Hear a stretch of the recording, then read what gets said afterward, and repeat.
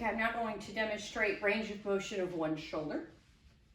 Good morning, Mrs. Smith. My name is Patty. I'm here to do range of motion of your shoulder. Is that okay? I see your bed is locked in closed position. Your call bell is within reach. I'm going to close the door for privacy and gather my supplies.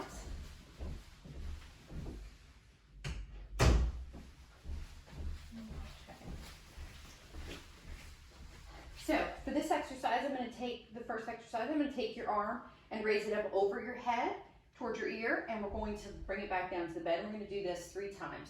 If you feel any pain at any point, please let me know and we'll stop. So to do this exercise, you have to bring the arm practically almost overhead, so you want to make sure it's in line with the ear. And then when you bring it back down, you have to make sure that the hand and everything touches the bed. So it's always good to bring it back down, touch the bed, make sure you touch the hip to get full range of motion. It's important to always make sure that you support under the elbow and under the wrist. You can't grab from the top. And you have to make sure it's under the elbow. Supporting the shoulder is not the right spot. You make sure the elbow is in one hand and the wrist is in the other.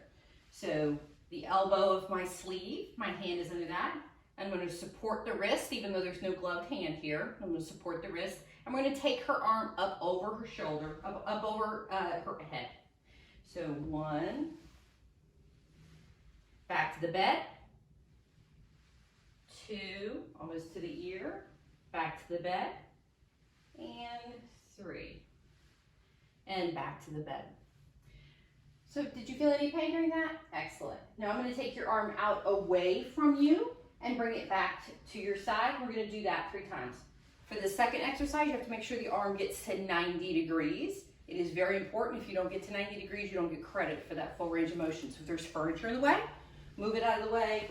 You can ask your person to scoot down in bed. If you don't mind, have you scoot down just a little bit, so I can make sure I can get that full range of motion.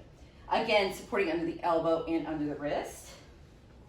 So under the elbow and under the wrist. I like to do my hand like this because of the motion I'm doing, but if you want to do your wrist the same way, that's fine.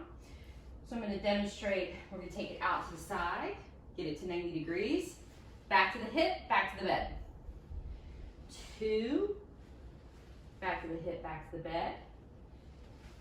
3, back to the hip, back to the bed.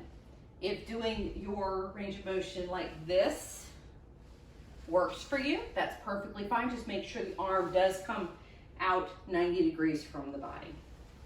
And you're always supporting under the elbow and under the wrist.